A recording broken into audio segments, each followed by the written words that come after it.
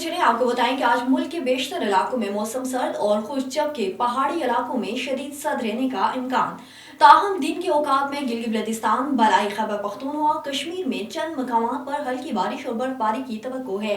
मरी और गिलगित गलियात में सुबह के औकात में हल्की बारिश और बर्फबारी की तवक्को है। इस्लामाबाद, बलाई पंजाब और खैबर पख्तूनख्वा के मैदानी इलाकों में सुबह के औकात में बास मकामात पर कोहर पड़ने की तवक्को है।